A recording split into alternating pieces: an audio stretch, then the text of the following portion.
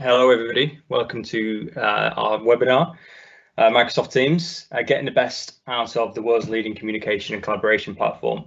As you can see, we're practicing what we preach. We're using Teams here today for this webinar, and I hope you all enjoy it. The way it all works is there's a tiny bit of presentation at the beginning, which is what you're looking at now.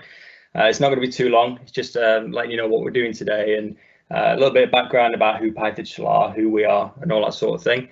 Then we're going to jump into the demo section of it, which I'll explain more as we get to. What you should see on your screen is a section where you can ask questions. Because this is a Teams live event, you can't actually talk back at me, which is a good or a bad thing, I don't know. I'll let you decide, but you can use a Q&A to ask questions. We'll keep an eye on those. What we'll try and do, if we've missed anything out glaring, as the session goes on, we'll try and answer it during the session. Sometimes you'll ask a question and you'll find that we talk about it in the next couple of minutes, which is always good. But if we have time at the end, we'll look at some of the questions that have come out and see if we can answer them. What we're also going to do following this session is we're going to gather together all the questions and answers, every single one, all the questions, I should say, every single one. And we're going to put a blog together on the PyDigital website. And we'll send a link out to everybody as well, so you can, if we don't get a chance to answer your question today, you can see what the answer was online. You'll also be able to see what everybody else asked as well. Excuse me, a bit of a cough. The reason we wanted to do this session is because, first of all, Teams is obviously exploding at the moment because of the situation. But second of all, a lot of people, because of what's going on, have been thrown in the deep end. So we wanted to show you how Teams is your new workplace. It's like your digital workplace. Obviously, a lot of people these days have a new workplace. You know, if there's 200 of you on this session, they're probably in 200 different kitchens, living rooms, front rooms, bedrooms, wherever it is you're working. Hopefully, at least one of you sat in the garden with a glass of lemonade on the patio or something like that. I'm in my bedroom delivering this session, but that's not important. What we are looking at here is the digital workplace. So let's have a look at what we're going to do today. As I said, first of all, the first part of this is just a little bit of background about us. Typically, I forgot to introduce myself. My name is Simon Carsey, you probably saw on the first slide there. I'm the Power Platform lead here at PyDigital. If any of you are wondering what the Power Platform is, feel free to email me or call me or whatever. I love talking about it. That's if you're curious, that is. We also have Matt Wild on the line as well. Do you want to say hello, Matt? Hi guys, how you doing? There you go. I'm Teams and Migration Specialist at PyDigital. Yeah, so Matt's like the expert in all things Teams. If I get anything completely wrong at any point, he's going to give me a nudge in the right direction as well. You'll also see his name pop up a couple of times during the session because he's going to be interacting, joining the chat, the conversations and editing documents with me as well. Well, a lot of you will have been using Teams for some time. I know a few people who are in this session and who've been using Teams for some time. Some of you won't have done, some of you might be new to it. So what we're going to do at the beginning is have a quick look at what Teams is, only a brief look, and how it fits into Office 365 in general. Then we're going to jump into some of the governance and security settings. Not all of you have access to this. It tends to be more of an IT admin thing. But what it does do, by looking at the settings in there, it'll give you an idea of why you may or may not be able to do some things in your conversations. The account I'm using today and the setup I'm using today is somebody who has full access, is a global admin, can do everything in all the teams, can use all the connections, but just to set expectations that in your organization there might be some things you're unable to do, so we'll look at that. Then we're going to look at some of the things you can do in Teams. You may have heard of channels already. Channels, chats, meetings, calls, video calls, screen sharing, all that sort of thing. And then we'll look at some personal settings and some new things that have come to Teams recently. Before we do that though, as I say, we'll just have a quick look at our background as PyDigital. So as you can hear from my voice, I'm not from central London, but PyDigital are. PyDigital is an organisation based in the heart of London. Between us, we have over 50 years of digital transformation experience, be that in adoption, engagement, technical help, technical direction, strategy, all that sort of thing. Mostly what we do is in the Microsoft stacks, Office 365, SharePoint, Power Platform. There's Power Platform again. Teams, of course, as well as Dynamics and anything that people need in the Microsoft space. We've been doing it for years. Although we're based in London, we do work up and down the country. So from as far south as Southampton, all the way up into Morecambe, we've had different contracts helping different organisations for different things. What we do is we just go where we're needed. That's all. What we'll look at as well is just quickly is how we've helped with Teams rollouts in the past. Because on the one hand, some people just see Teams as just Teams.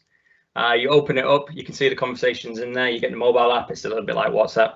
And that tends to be, for some organizations, the beginning and the end of their rollout. But that's why Teams fail sometimes, because people have questions such as, what is Teams for? Why should I use this rather than Outlook? Why is it better than Skype? Why is it different to Skype? Organizations also have the questions of, what about external people? Can we invite them? What about guest access? What's the best configuration setup? What can I do myself to control what notification I'm getting and all that sort of thing? And that all comes as part of a well thought out rollout. So we do things like identifying business scenarios where Teams may help. For instance, customer service team, you may decide to use Teams to do your internal customer service conversations live while you're on the phone with the customers. We help people with governance and configuration. We help people with the technical rollout and training people on all sorts of different levels. Also adoption campaigns, communications and best practice. And you're going to get some of that today as well. Also, the last point there, integration with other applications, is something that's very important as part of the Microsoft strategy, because they see Teams as the central hub of everything in Office 365. And that's what we're going to look at next.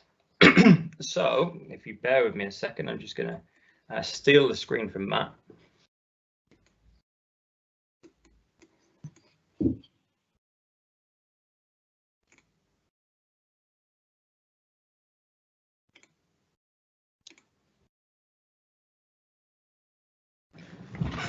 Okay, not as slick as when I practice, but here you go. So here I am, logged into Office 365. Now looking at the screen here, you can see there are many apps as part of Office 365. If you're new to Office 365, this may look a bit bewildering. If you've been using it for a while, you'll probably see some that you use and some that you don't. Whichever stage you're at, you'll recognize some of these things because it's a mix of old and new. So Excel, Word, Outlook, we all know what those things are. But then there is a bunch of new stuff as well, such as Planner, To Do, Whiteboard, Sway, and also, as we're going to say, Teams. The reason I'm showing you this is just to start bringing the idea into it that all of Office 365 is now joined up. What Microsoft are trying to do is give people a completely joined up experience, whether you're working on a mobile device, a tablet, a laptop, or even in a web browser as I am today. However you want to get to your files, however you want to get to your communications, however you want to get to your calendar. There's lots of different ways of doing everything. And the point about that is that it's what's best for each particular person. So using a calendar as a for instance, we could go to Outlook and you can get your calendar from there. You can go to calendar there and you can go to calendar there. It's the exact same calendar every single time. And in fact, if you're in Teams, you can get to your calendar from there as well. The important thing to remember is however you're getting to your calendar, it doesn't matter, it's the same calendar, as you'll see as we go through today. So the first thing, let me take you into Teams, just so we can have a quick look at how it's all laid out. Then we're going to take a look at some of the settings just to explain, as I say, how you might not experience the full thing as we're going to see today. So this is your basic layout. Over on the left hand side, you have all of your different teams. So you can see George here is a member of a few different teams. Underneath, we've got our hidden teams, because if you become a member of 10, 15, 20 teams, you don't want them all on the screen all of the time, jostling for your attention. What you'll see here as well is that this Office 365 adoption team is in bold. All that means is since I was last on Teams, since George was last on Teams, there's been new activity in there. It could be a new message, it could be a new mention, it could be simply that somebody's joined or left the team or has added a file or something like that. But if you see something in bold, it means that there's something new for you. That simplifies things really, because if you think every time you come onto Teams, if you had to jump around all of the different things to see what was new and what wasn't, you'd be there all day. But by having them bold, it means that you can go straight to where you want to focus. Underneath, we've got hidden teams, as I said. We've got a few, well, everything's new in there for George. And all I've done there is collapse them just to mean that I've got a nice tidy area over the left-hand side. Within each team, and forgive me if you've been using Teams for a while, you'll know these things, but we have These are called channels. The idea behind channels is giving you a little workspace directly for a certain subject. So you can see George is part of the communications team. Every team gets a general channel, and that's where you have your chat between and share files between the whole of the team. However, communications team, like any team, finance or whatever, is a good example of a team that has many sub-teams within it. So within the communications team, for instance, you've got external comms, digital comms, internal comms, all that sort of thing. In a regular setup, what you will probably have is a different channel for each of those. So we'll have a look at that in just a second. One of the new features of Teams that's come around in the last 6 months or so is the ability to add private channels. And we'll talk about that more in a few moments. But if you've been using Teams for a while, you've probably been waiting for this feature to come out. Over on the left-hand side, there are various areas of Teams. So this activity panel, this brings together all of your different mentions in the different channels, even if someone's liked something that you've done or something like that. We're going to look at chat later on, but chat is outside of a team. It's one-to-one chat or a group chat, more like something like WhatsApp or Messenger. What it means is rather than having to spin up a team every time you want to have a conversation with somebody, you can go directly to them in there. So we'll have a look at that. With a calendar, as I said to you before, you only have one calendar across the whole of Office 365. There's a couple of things in here. It doesn't matter whether you go through Outlook or through Teams or wherever, it's the same calendar. We're going to look at meetings and setting them up in a few minutes. We're also going to look at calls and the different settings you got in there. As I mentioned earlier on, Microsoft sees Teams as the center of your new digital workplace. And one of the things in a digital workplace isn't just speaking to people or having calls and stuff. It's actual files that you're working on. So here what we have is one area where it brings together all of your different files. So here you can see these are George's recent files. You've not been very busy. You can go and look at your Teams files, which we'll have all of your SharePoint files in as well. And you also got different bits of cloud storage. So here we've just got OneDrive, which is the Office 365 personal file storage. What that means is anything that's in OneDrive is just for me, nobody else can see it, or just for George here. But you can also add other cloud storage. If your organization is one that uses something like Dropbox or Box, then you can add the cloud storage in there as well. We'll talk about that more in just a couple of minutes. Before we have a look at how Teams works and the different things you can do in it, let's quickly look at the admin area. As I said to you earlier on, not all of you is going to have access to this. Very few of you will, perhaps. If you work in a big organization, it might even be that this sort of thing is outsourced. But it's useful to see this from two aspects. One, you might be the guy or the girl who's responsible for setting this up, and two, it might be that you're frustrated because you don't know why you can't do a certain thing in Teams or why you can't see a certain thing in Teams, and it could just be something simple as a setting. So I'm not going to go through every single one, of course. There's a couple of things I wanted to point out. First of all, in meetings, you've got meeting policies and meeting settings, live event policies and live event settings. For instance, if I go into meeting settings, so a few of you probably had Teams meetings recently. These are a few of the different settings you can change, whether anonymous people can come in, a few technical ones down there. In the live event settings, so this is a live event, you can make a couple of changes there. But it's the policies where things get interesting. This is the policies, think of them as like the rules, if you like.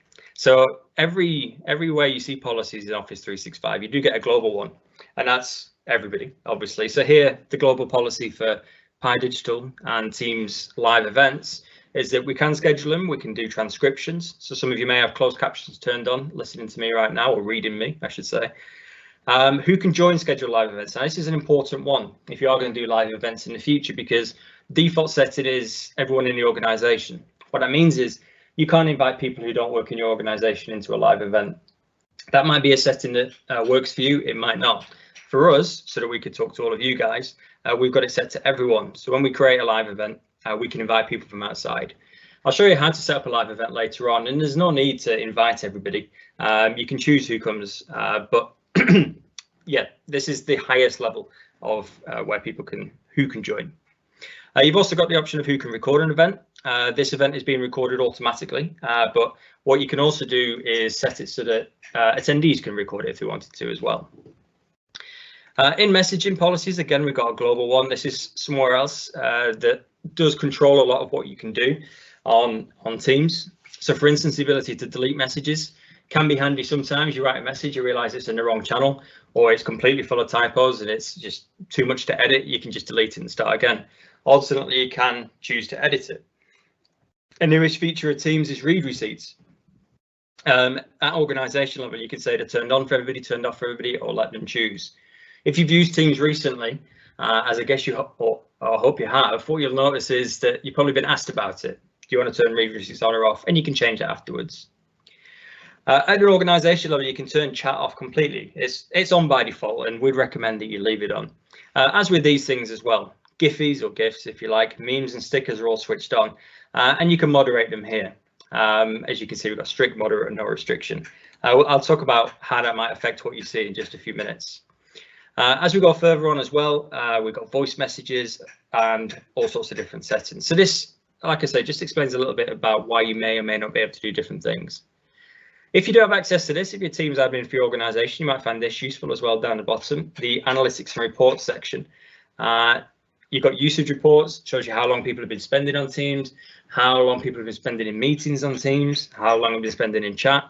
The idea behind this is you can really start to measure your ROI on it. People, not now, obviously, at the moment, because everybody's at home, but if people are using Teams meetings more than they're using physical meetings, then you'd be cutting down on travel expenses, rooms, all that sort of thing. So it's a handy thing to have access to. As I said, there's loads more settings. We could do a whole session on this, but that's not what everybody's here for. So let me just get rid of that and then back into Teams itself. Excuse me. Okay, so on a basic level, the idea behind Teams is that it's a group of people who have something in common. It needn't be a team. You can see this is a communications team, and really that's how you'd expect it. That's your traditional team. So everybody in the comms team is part of this. However, you've got things like onboarding and Power Platform, Office 365 adoption. What these are, instead of teams, these are areas of work or projects that we're working on. You can see in the hidden team section under here the other groups that we're part of, the different organizations we've spoken to or are working with, and it'll have files and channels in there that are relevant to that. If you want to create a new team, if you have the access, it's very easy. All you need to do is go down here, say you want to create a team, and then think of a name. Well, before you think of a name, you can start it from scratch or copy the settings of an existing team.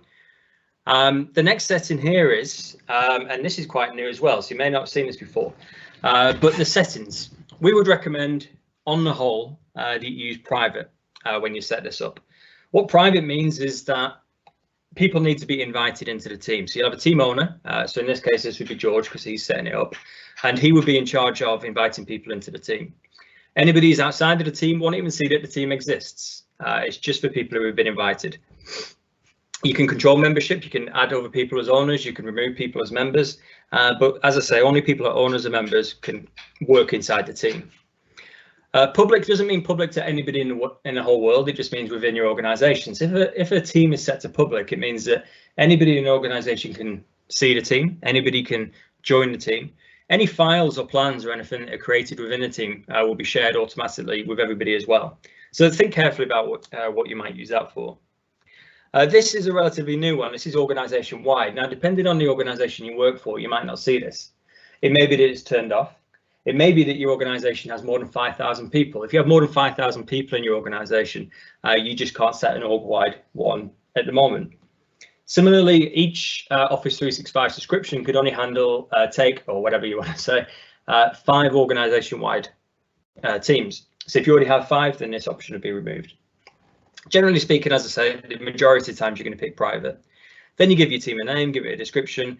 The good thing about the description is that in the Teams admin center that we just saw, there is a list of all of the different teams in there, how many members there are in there, whether it's an active team or an inactive team. By giving it a description, you're also telling the Teams admin what your team is about. In case you have any questions about, do we need this team? Is the 2 teams doing the same thing that we can maybe join together? So it's a good idea to add a description in there. If I was going to go through this whole process, I would click create, then I would add people into the team, and within a few seconds, we'd have a brand new team. I'm just going to discard that. Once a team is set up, as I said, you get a general channel. The channels, like, as I said before, think of them as little mini workspaces within your team. So within each channel, you get a couple of tabs at the top. You get posts, which is this. The post is your conversation area. So you can see here, George and Matt had a bit of a conversation earlier on. To type something, all you need to do is start typing down here. And then you can format it, you can attach files. We'll talk about files in just a second up here, but if you attach a file, it will automatically be stored in the SharePoint site that's been associated with this team automatically. You can click onto GIFs down here, search Giphy. You can use stickers. Obviously, these aren't relevant all of the time, and you can add memes as well. Incidentally, anything with a pencil on there means you can edit it. So you could add your own text to this, for instance. Family Guy fans there. I think I saw a few Family Guys ones on there. But the good news is, as I say, because it is settings at the organization level, it means that these have been pre-moderated, so you're not going to get any inappropriate GIFs in there or anything like that. Once you're ready to send, you can either press enter and it will send, or you've got your little send button down here, and there we go, we've got our message. You can also, as you can on things like Facebook, etc., you can have different reactions to the different messages. I'm going to be one of those people who likes their own message, tragically, but there you go. It's got 2 likes now. Thank you, Matt. It's gone viral already in Pi Digital. What I can also do on here is a couple of things. I can edit the post. We saw that before. So if I wanted to edit it, just to make some changes there you go. Or if I really didn't like it, I can choose I want to delete it, and then it's gone. You do have a short period where you can undo that and bring it back, just in case you deleted by mistake. A new feature as well, which is handy if you want to share some content with people who are outside of the team without actually bringing them into the team, is this option here to share it to Outlook. So if I click onto that, what will happen is it'll open a small Outlook window, and it's basically sending an email. So this is a big email, as you can see, from me to whoever. So if I want to send it off to Vanessa, who may or may not be part of this team, I can send that and she gets this little screenshot, and I've shared this conversation with her. I'm just going to discard that. So it's quite a handy feature, especially for people who are in parts of your organization who aren't quite using Teams yet, who are still on email a lot of the time. Excuse me. Within the team itself, you may notice it was slightly different this morning. Our chat, George and Matt's. You can see Matthew here has been tagged. When somebody gets tagged in a conversation, up here in the activity section, you get a little badge, just like if you get a message on a phone or something like that. If you don't go on Teams for a long while, you may get an email about it too. So if I'm working away in Teams and I want to get Matt's attention really quickly, I can just at him there, and then I'm going to say the same thing as this morning. He's having a brilliant day. He's been very handy. So yeah, great work today. Double. What Matt's going to get now is a notification pop up on his screen. If he hasn't got Teams in the foreground, say he's working on something else, he'll get a pop up, as you can see in the bottom right hand corner. What you can also do is you can mention the entire channel. So if I say at general, everybody's part of the general channel will get a notification as well. Say something new's happened in the general channel.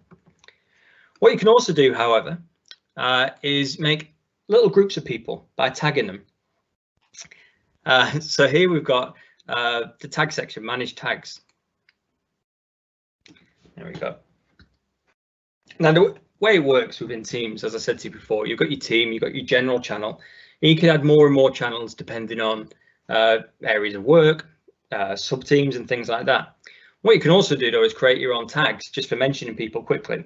So as for instance, let's say we want to quickly tag all of the managers within the team. Let's add a couple of people into there.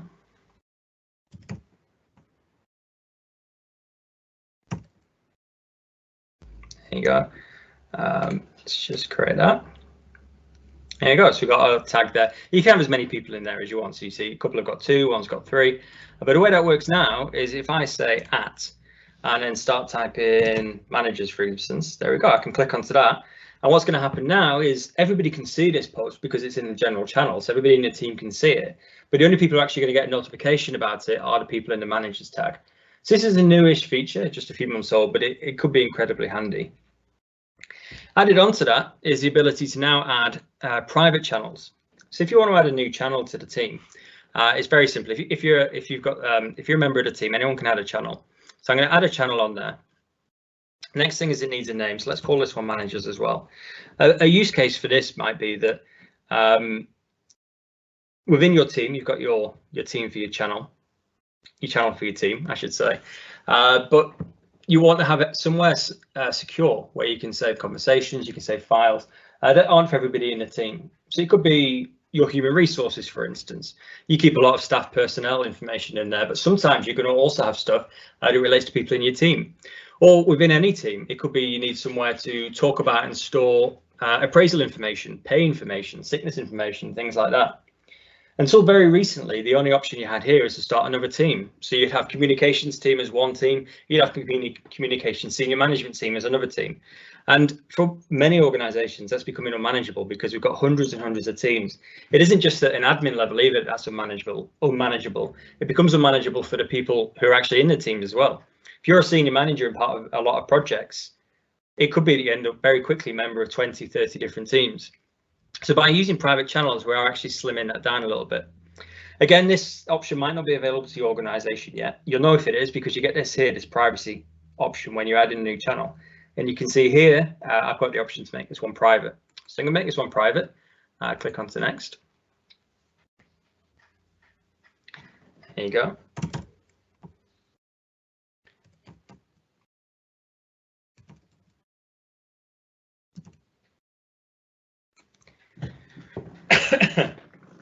There we go. And here's our new channel. You can see that it's private because it's got a little lock on it, just like when you make private appointments in your Outlook calendar. And importantly as well, the other people within the team can't get into it. So the only people who can actually use this channel are the people we just mentioned before. Up here in the top right hand corner, it's got the people who are part of this. So the 3 people we added plus this person, George Lawson. And down here you can add more people or you can use the settings to take people away. Just like any channel, once you finish with it, if you want to, you can hide it or you can delete it. It's completely up to you what you do after this. As an individual, you can leave the channel as well if you no longer want to be part of that, just like you can leave a team if you wanted to too. A couple of times so far, we've talked about notifications. And notifications are very useful, especially at the very beginning when you're not used to using Teams. In different places I've been, one thing people often ask me is, how do you know if something's going on Teams? Do you get an email? What do you get? And you do need to get into the habit, I suppose, of going into Teams. I've got into that habit now. So every morning when I start work, I open Outlook, open my calendar, I open Teams. That's how I get started. And it just becomes part of a habit. If you think now, every time you open your laptop, probably one of the first things that you do is switch Outlook on. And it's as simple as that. If you have a Teams desktop client, and this is the web version I'm in today, but if you've got the desktop version, which you can install, I'll show you how to do that in a few minutes time. Then you can have it set up so it automatically starts in the background when you open Windows. And that's a really useful thing to do because it means if anything does happen that you need to pay attention to, you'll get that little pop-up in the bottom right hand corner of the screen, just like you probably do with your emails. However, it could be that, you know, for certain channels, for certain events, you're getting too many notifications or you're getting notified in the wrong way. Well, first of all, up here in the top right hand corner, if you click on your profile, what you'll see is various different settings that you can use. We'll come back to a couple of these in just a minute. But here in settings, we have a specific section for notifications. And you can see these are all the different events that might happen involving you that you could be notified for in Teams. So first of all, banner and email. What that means is if you're in Teams, banner means it pops up on your screen, basically. Email means you'll get emailed about it. But don't worry though, you're not going to get both. So when I mentioned Matt a few minutes ago, because he had Teams running, he got the notification and he responded to it. If he goes into his inbox now, he's not going to get an email from Teams. But what would happen is if a certain period of time elapsed between me mentioning him and him next logging into Teams, Teams would automatically trigger an email to him to say, hey, you've missed out on some things in Teams, you've been mentioned, click here to go into Teams. So it's quite, if you're using Teams all of the time, it is quite rare that you do get an email. What you can do is for various things, you can say you only want to show them in the feed. That means you won't get any pop-ups, you won't get any emails, but you will get the little badge of activity and you will see your name in purple if you've been mentioned. Come back to some of the other settings later on.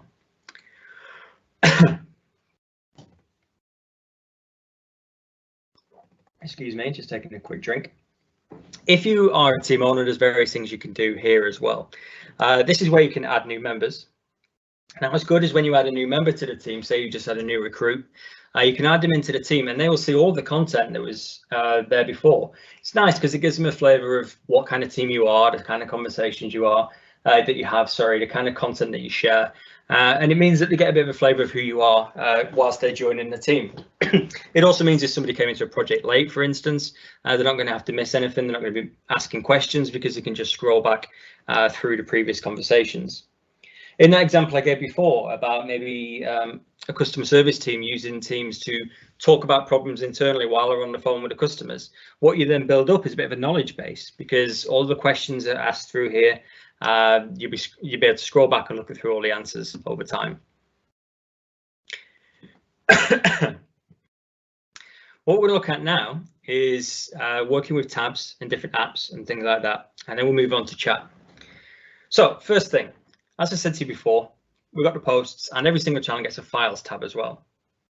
In this files tab, it's stored in SharePoint. So if you're used to using SharePoint, you'll know what that is. If you don't used to using SharePoint, you never heard of it before, doesn't matter, because you can get to the files from here just as well as through SharePoint. It may be that you never even go into SharePoint, you just look at all your files through Teams. From the new option up at the top, you can add new documents, you can add new folders. If you've already got the files available to you, you can upload them and pop them into new files and new folders. You can actually sync libraries and channels to your computer. What that means is you can actually get to it from Windows. So if you were to open up your Windows on here, over on the left hand side, there's my Pi Digital one, and then you could sync from here, and then it would sync off to your Windows, so you don't even have to open Teams to get to your files in that case. If you do like SharePoint, you can actually just click on the button and click through to SharePoint. It could be you've got other things on your SharePoint sites, lists, apps, things like that. And it might be that you want to go around to the different document libraries, etc. Within SharePoint. It's completely up to you. With files, it's dead easy to use. I'll only give you a quick example here. So let's just call this example, in fact.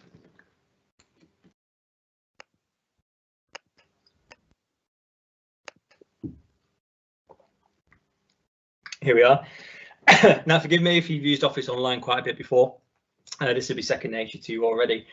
For those of you who haven't, the main thing I wanted to show you was a couple of differences between what you might have seen when you use Word, when you've used Word in the past, to what you can use when you're using Word online. First thing is, as you can see, Matt has joined me in this document. So as I'm typing away, he can see what I'm doing. Oh, look at that typing. He can see what I'm doing. I can see, well, we can all see what he's doing. You can see neither of that imaginative when we're typing, but there you go. What's also great is that this is saving as we're going along.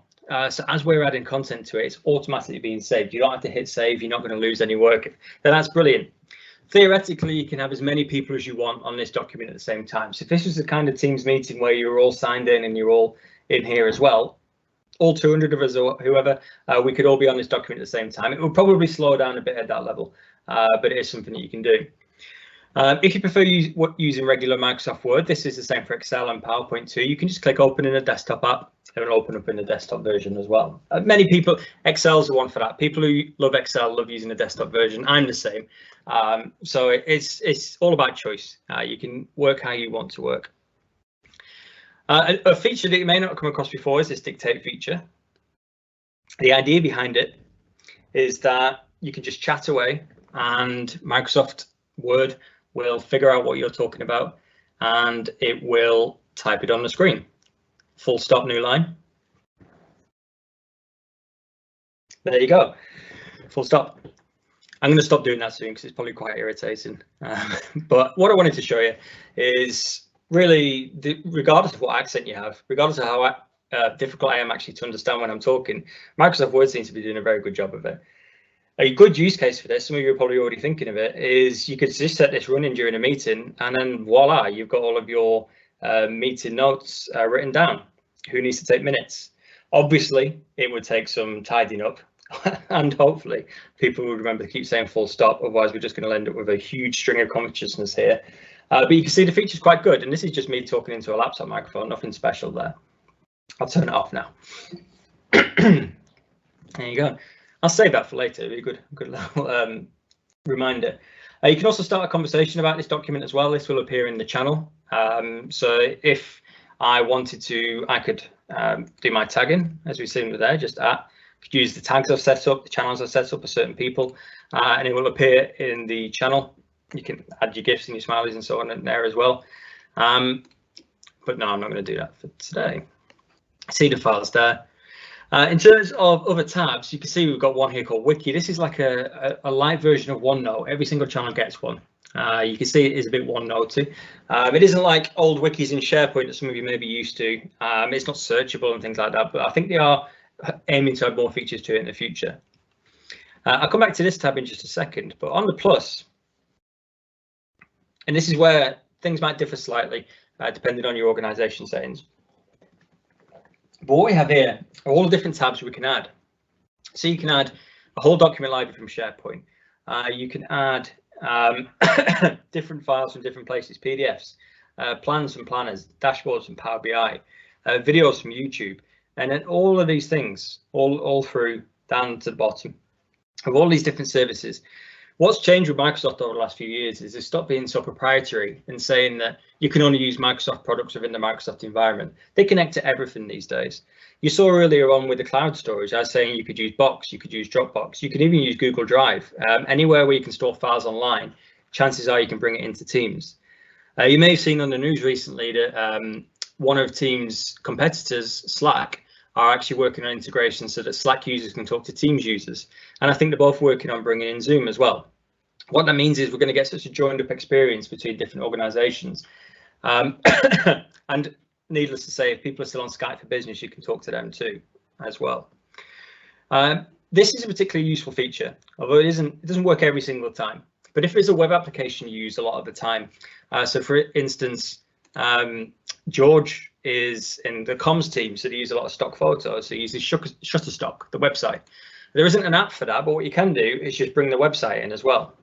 All you need to do is hit plus, choose the option for a website, put in the web address, put in a title, and it'll turn up as a tab. Some websites don't work like that. They've just got embedding block. That's all it is. So for instance, you can't put Google in there, which would be really handy. I'd have thought, but there you go. Yeah, you can log in. What's important to realize here is if I log in, it doesn't mean I'm logged in for everybody. So it is secure. So other colleagues in my team, they would need to log in themselves as well. So there is security around it too. It may be, however, that within your organization, you are using different apps, Power Apps may have been created for you. That's part of the Power Platform, by the way. For instance, here, there's one, it's from a template, but there's one called Help Desk. And you can now embed them directly as a tab onto Teams, which means you don't have to go find it. You don't have to have a link for it, anything like that. You could just have it as a tab on there. You can put YouTube videos in there as well. So there's a video from Shane Young telling me how to create a sort button in Power Apps, and you can watch it through here. You can jump off to YouTube. So these tabs are very useful. What's also useful is down here at the bottom is Apps section. These are all the different third-party apps, most of which you've probably seen on the previous screen. But you can see as you go along, some of them are slightly different. For instance, things like Poly is for doing polls within your teams. You've got Dynamics 365, which some of you may use. You've got Bing Images, which you can bring in instead of something like Shutterstock, I suppose. With this, you click it, it activates it for you, and then you can choose to add it to a team. So what I did with my Help Desk app is I chose to add to a team. Asks you which team, you start typing in. So if I typed in Power, there you go, got Power Platform. And then you choose what to add and where to add it. Over on the left hand side, you've got all of your different categories. So you've got things here like analytics, you've got Power BI there if you're using that, but there's all sorts of different services in there. You've got project management, where you can find things like Planner, etc. But as I said to you before, Microsoft are no longer proprietary. They know a lot of people like using Trello, they like using WebEx instead of Teams for meetings. Here's Zoom over on the right hand side.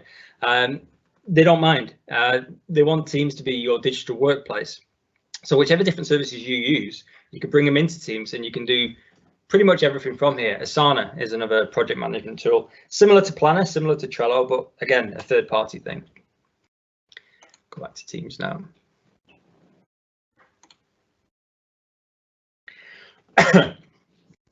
One of the things I was saying to you earlier was the ability to start chats.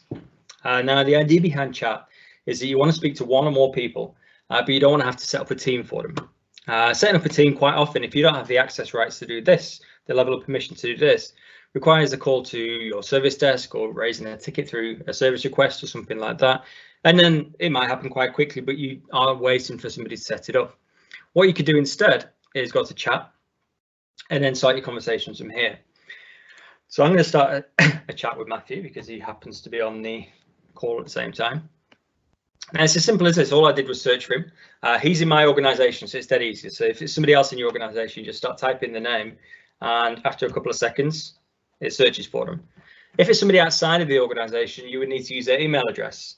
What you're reliant on there is two things. One, that your organization allows external messages and calls, and two, their organization lets it as well. If that happens, it's seamless. It's like talking to somebody within your organization. Just type in their email address, and then you can start chatting to them, or you can call them, or you can screen share with them, you can share files with them, and all that sort of thing.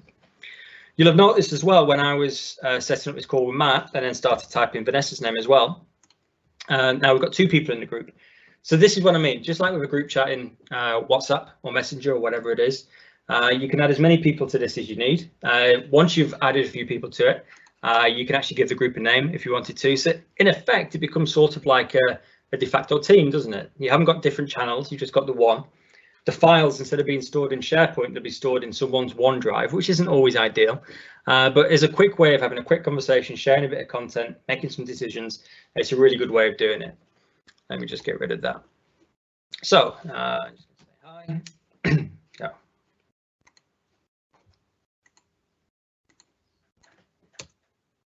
There you go. Matt will get a notification. He'll start typing, and then we will reply.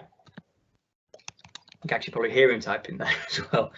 Quite often, depending on the speed of your network connection, you'll see a little typing icon there too. Thank you thank you very much. What you'll notice here on the right hand side is three options.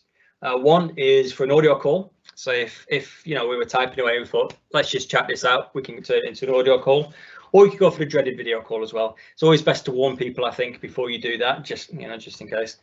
You've got the option on the right hand side of adding more people into this. Although it didn't start as a group chat, it's just me and Matt, we can add more people into it. What you get with that, incidentally, is the option of either sharing the whole conversation with that person so far or not. So say we're going to add Dan into this. Just add him in. Oh, no, sorry, my apologies. So we get a brand new chat. That's an old saying. We get a brand new chat that has the three of us in now. If I want to share a file, down here we've got attach. If I click attachment, I've got a couple of options there. I can share it from my OneDrive, or I can upload a file from my computer. If it was a file already in SharePoint, I could copy the link and post it in here and it would go to there. But actual new files, these are your two options there. If I share the file, if I add the file to this, because I started it, it will be in my OneDrive. If Matt shares a file, it'll be in his. We'll have shared files between us. As you can see, we have no files at the minute between us. In this case, it'll be shared between me, Matt, and Dan. What you'll also notice at the top of the screen is their status. So you can see Dan here, he's out of office. Matthew is busy. Sorry, I keep calling him Matthew and Matt sometimes. He's called Matt. It's just being very formal with his name on there. You can see Matt is busy. George here is available. You may have spotted it before, but when you're on the settings up here, let me just up here, you can change your status there. One of the things about something like Teams, especially when it comes to using mobile apps or the tablet versions, is that it feels like you're always available. It feels like you're always online. It can do anyway. So what you can do is you can do different settings. You can add different settings in here. The default is available. It means everyone knows you're online and ready to talk or work or do whatever. You can change it to busy manually. If you have something in your calendar, and the reason that Matt has turned to busy automatically is because he had something in his calendar. So as I say, the calendars are all joined up. It's the exact same calendar wherever you are. So any meeting you have, it could be a physical meeting, it could be a Teams meeting, it could be anything, any appointment you put in there, it will automatically turn you to busy. The do not disturb option is like busy, but the next level. What it means is that not only do people see that you're busy, but you won't get any notifications the whole time whilst you're on do not disturb. So it's a really great way of working and just turning everything down a little bit. When you present, so say you plug your device into a projector, then Windows will pick that up automatically, and Teams will automatically set you to do not disturb as well. So that's a really good thing when you're doing physical presentations. But what you need to remember if you're doing virtual ones like we are now is to perhaps set your status to do not disturb. These two are very similar. Be right back and appear away. Exactly the same. Incidentally, if you lock your computer and you've been off for about 5 minutes or so, it will turn yellow automatically to say that you're away. You've also got this option here, set status message. This is relatively new too. This is like a mini out of office, if you like. So say, you know, we're all at home, but we're allowed our little bit of exercise. So you might just, you know, put in there, gone for a run, back at 2, like that. Here is the option of showing people when the messages, quite a useful feature. And then you can choose on here when to change, take your status off automatically. So I'm going to say after 1 hour, turn it off. So what will happen now is you won't be able to see it because it only happens when people message me. But if someone goes to send me a chat message, they're going to see the message on the screen saying gone for a run, back at 2. How that looks is like this. If I start to message Sarah Carter,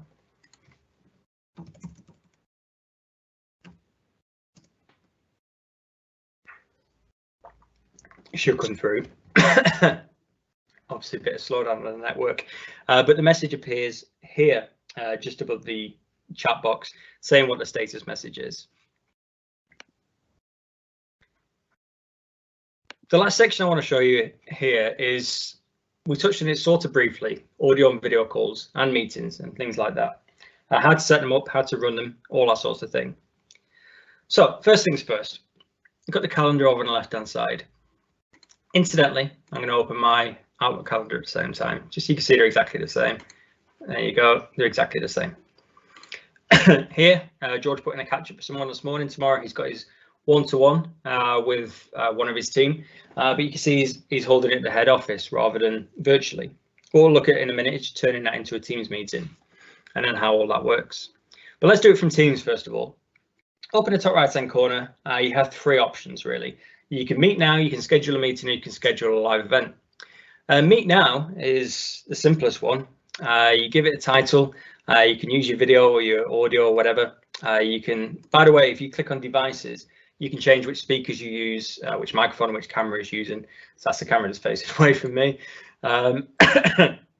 When you hit join now, you start the meeting, and then you can invite other people into it as well.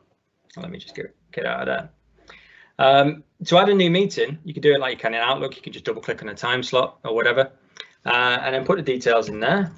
I won't go into this too much because everybody knows how to do a meeting, I should think. It's exactly the same as it would be in Outlook, except you've got one different option, which is here, the ability to hold a meeting within a certain channel. So this is our meeting for external comms, let's say. So it's going to happen in that channel.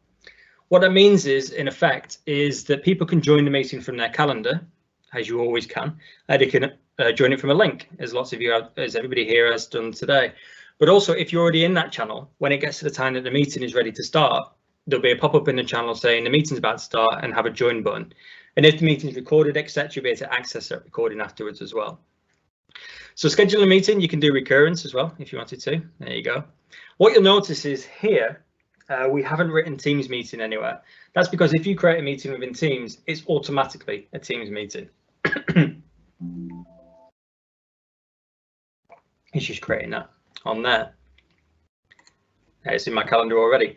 If you open it from Outlook, you can see this is Outlook Online. It's very similar in the Outlook desktop version, depending on what version of Outlook that you have. But I could join it from there because the meeting's about to start. If I open up the invite, this is what everybody will get. They'll get join Microsoft Teams meeting on there. If they're already online, they'll get join Teams meeting in there. So it's very easy for people to join. As with this event and all Teams events and meetings, you can either join using a web browser or a desktop version, or your phone or your tablet, depending on what it is that you're using.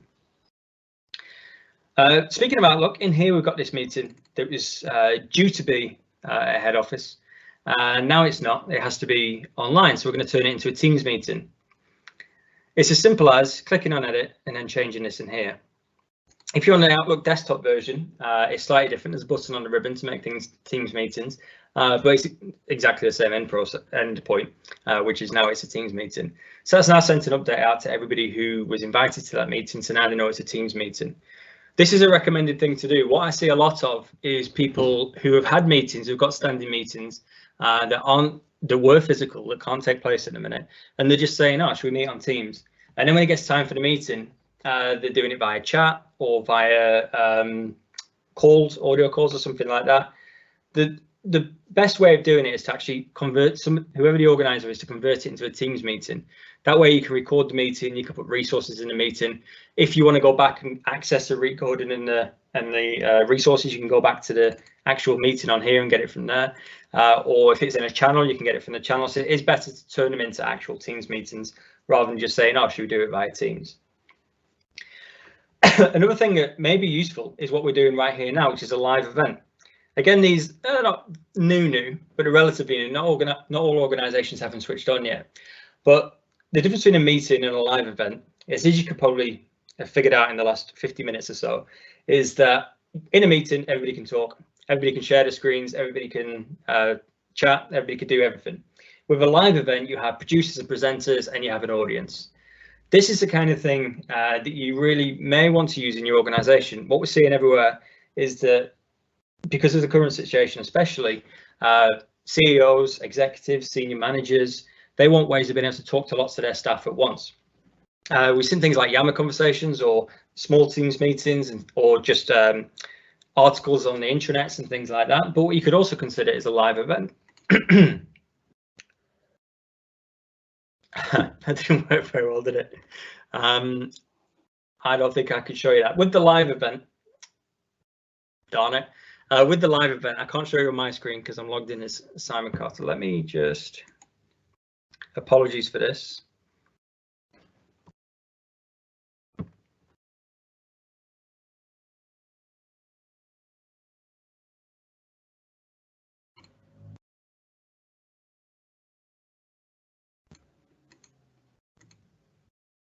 There we go. A live event, like a meeting, but slightly different. And what we have is the title. You don't need a location in there. The location is if it's a virtual meeting, but also people can attend to. So it may be that there's a group of you who are like on site or something like that, and you could use a location there. We're not going to for today. You put the date and the time in. You can invite other people as presenters or as producers. And then when you hit next, this is the settings. These are the settings I wanted to show you. First one is that here, this is a live event, but with a very limited group of people. So you actually have to invite people in there. You can either type in people's names or the Office 365 groups. Office 365 groups, incidentally, are very similar to Teams. It's the same thing in a lot of ways. I'm not going to go into the differences now, but it's very similar. So I could put in communications in there, for instance, and they would go and find them. With this organization-wide, it means anybody in your organization can access it, but they need to sign in. So you can see who's attended, etc. Which is fine, and that's good for most organizations. I would say that's exactly what you want to use. But it also means if the link somehow gets shared outside of the organization, it doesn't matter because nobody's actually going to be able to come to it. And then you've got public, which is what we use for today. It means anybody in the world who has a link, they can come along. They could sign in if they wanted to, or they could come in anonymously. That's that.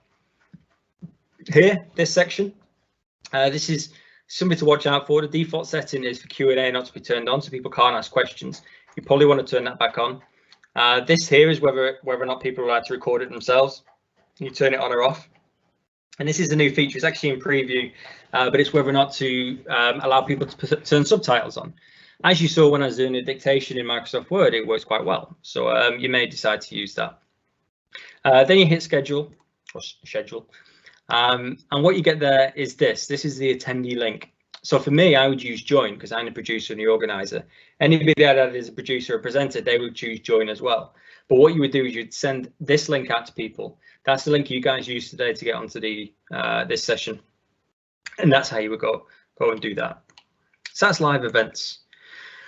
I'll just wrap it up now with calls. The cool thing about Microsoft Teams, like I say, is it's basically the same experience across all devices. So if you're using your phone or your tablet or your laptop or your desktop or your web browser, you can do all of the same things, including calls and including video calls as well. So if I wanted to call Dan, for instance, he's not online at the minute, but I click him there and I can call or I can video call him, simple as that. This contact section has nobody in there, but it'll be your contacts from your contacts list. in Outlook. So this is particularly good for external people. So if you work with external people quite a lot, say you want to speak to me quite often, you could add me in and then you could quickly call me on there. You could chat to me in there as well. What you also have with this is voicemails. No voicemails at the minute, and you get transcripts. So if someone rings you and you can't get through, or you cancel a call or something, then it will give them the opportunity to leave a voicemail. You've also got speed dial at the top as well. So if there's people who you this is like favorites, if you like. Everyone knows what speed dial is, but what's also good is you can add a group into there as well. So in this situation where George is part of the comms team, it might be that they have a special group for crisis comms. Something happens, they need to quickly get the teams together. That's what we could do there with new group. When somebody's not logged into, depending on the settings, if somebody's not logged into Teams on their desktop or web browser, then it could be, the calls could be forwarded to the phone. So you can imagine a situation where you open your Teams app on your phone, hit speed dial, call the group, and then suddenly you're all on your mobiles talking to each other in a group chat. It's very quick and easy to do. Speaking of voicemail, and certainly if you wanted to personalize your voicemail, you can do it in settings. Here's the call section here, and this is where you configure your voicemail. You can also choose to forward all your calls straight to voicemail as well if you wanted to. Because I'm using a web version, there's one setting that isn't here, which is device settings. This is where you can change the camera, etc., as we saw before, but you can change them across Teams there. In the general settings, you can just change a couple of things of how it looks. The very last thing then is just slightly outside of Teams, is the ability to install software on your desktop. Everything we've done today has been in the web browser. But if you want, there is desktop versions of everything. If you're licensed for it, and every organization is different, but if you are, when you log into Office 365, in the top right hand corner, you'll see this, which is Install Office. By clicking on that, you can either choose to install your Office 365 apps, which is Outlook, OneDrive, Word, Excel, etc., or you can choose different programs in there. Skype for Business used to be a separate one. Alternately, if you're in Teams on the desktop and you want to get in your web browser, you want to get the desktop version, you can see down here, there's a download option there as well for you to get the Teams desktop application, where you can do everything you've seen today, but you can have it running in the background and you can set it to open automatically and everything we talked about earlier on. That basically wraps everything up for this session today. I hope everybody found it useful. I hope it was a nice way to spend the lunchtime, especially if it's been sunny outside. Unfortunately, we didn't get any chance to answer any questions today, but as I said right at the beginning, what we will be doing is we'll be putting a blog together with all the questions and all the answers that people have asked today. So keep an eye on your inboxes for the link to that. Meanwhile, if anybody has any questions for me, if you were to email me at simon.carter@pidigitalsolutions.com, then I'll do my best to answer them. If you have any suggestions for future webinars you'd like to see, then please get in touch as well. You can also get in touch with us as an organisation by going to pidigitalsolutions.com or emailing info@pidigitalsolutions.com. You can also find us on LinkedIn and on Twitter. LinkedIn is a really cool place to be for us because lots of content gets shared on there. Some useful stuff. You'll find out about our webinars as well. I know a bunch of you are already connected with me on LinkedIn, but please also find Pi Digital on there and follow us as a company too. I'd like to thank everybody for coming today. Also, thank you, Matt, for all of your help as well. Everything ran, I think, pretty smoothly. So yeah, absolutely brilliant. Enjoy the rest of your day, everybody, and I'll speak to you all soon.